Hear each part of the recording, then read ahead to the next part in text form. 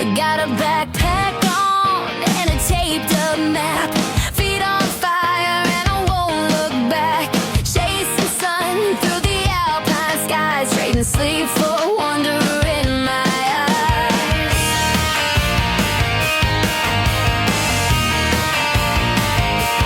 Windows down on a midnight train. Paris lights through the window pane. Laughing.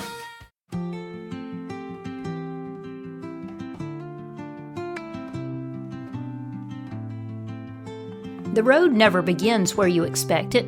Sometimes it starts in the quiet, sometimes in the chaos, but always somewhere just beyond what we think we know. I'm Christy Prosser, and this is Miles from the Known. Stories of humanity, belonging, and the places that teach us who we are.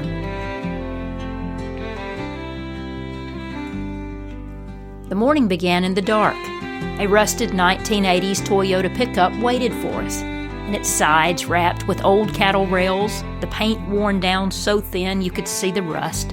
And as we climbed into the back of the truck, the metal biting was cold against our hands, and our breath rose into pale ribbons beneath a sky still filled with stars.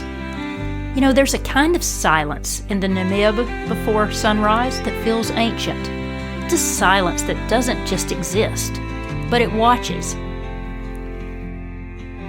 The road to Dune 45 was a drifting ribbon of dust. The headlights caught each floating grain, turning them into these tiny sparks suspended in the air. And ahead of us, the dunes rose like sleeping giants, holding their breath, waiting for the sun to choose them. And as we neared the base of Dune 45, the truck stopped. The crisp, cold air filled the space around us. You know, the kind that sharpens your lungs on that first inhale before you begin the steep climb. Our guide, a quiet sand tribesman, he was barefoot, and as you looked down, you could see that his feet had been toughened by a lifetime in this landscape. He moved ahead with an ease we couldn't hope to match. Each footprint he left was delicate and temporary, as if a soft whisper had pressed into the dune yet quickly disappeared. Our climb this morning was slow. 1 step up, 2 steps sliding back down, the sand slipping like velvet through our fingers. And our guide, he didn't rush us. He said the desert doesn't understand rushing. And halfway up, he finally spoke without turning around. And he said, "The dunes never rest. They move with the wind, always changing, always returning." And as we looked to the east, the sky began to shift, from indigo softening into violet, and then into the faintest line of gold along the distant horizon. And finally, when we reached the crest, the world opened. Far below, a small herd of impala moved through the flats, their bodies catching the new light, glinting like polished copper across the red earth.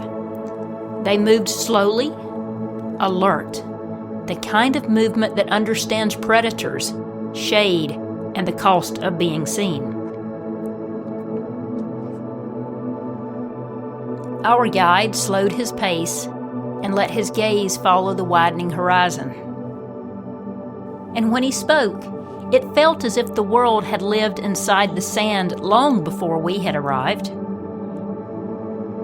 Then he traced a line across the sky with his finger.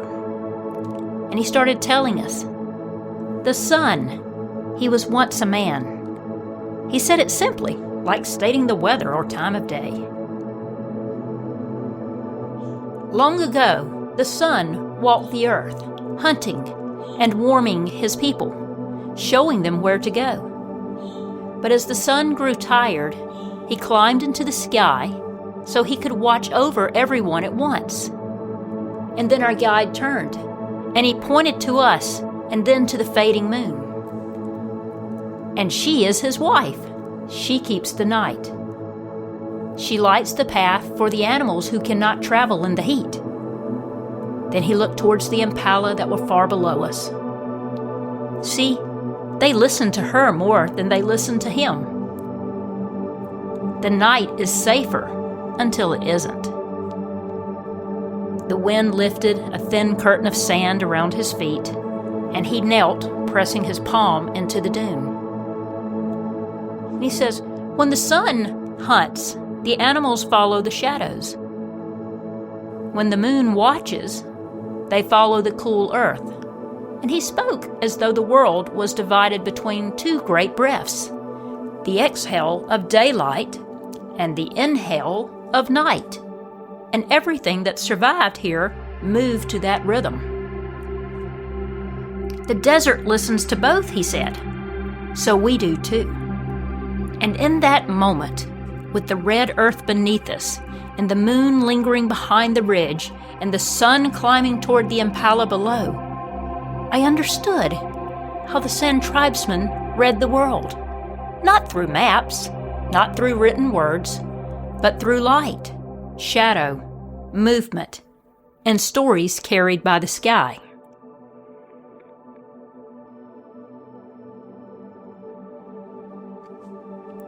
From the top of Dune 45, the desert looked like a sea carved in red, curling shapes folding into each other far beyond the horizon.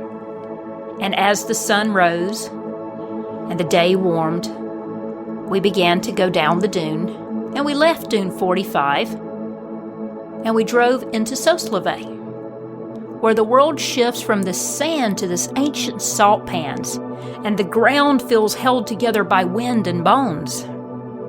And in Sosleve, we worked our way to Dedvle. And Dedvle is the 900-year-old camelthorn trees stood black and skeletal against the white clay. Their branches reached up like frozen lightning, unchanged for centuries. And there was no sound here. Even the wind paused out of respect. Or so it seemed. And our guide, he says this is where the earth keeps its memories. Standing here, in that moment, I believed it.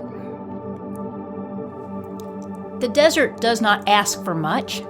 It strips away noise, rush, the unimportant, until all that's left is what's real: light, wind, and your own heartbeat.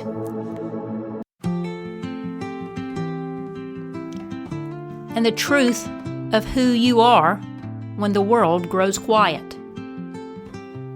Belonging isn't found in arrival.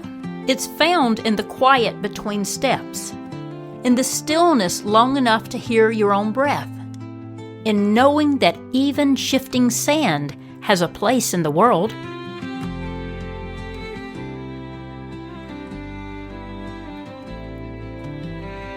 Kneeling in the earth, in the red earth, I felt perfectly small and somehow more human for it.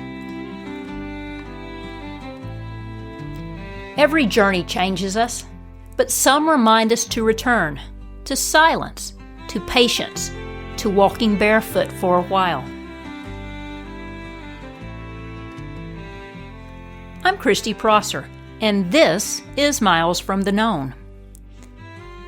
Thank you for walking the red earth with me today. And wherever your miles take you this week, I hope you find the small moments, the light, the quiet, the breath that remind you that you belong.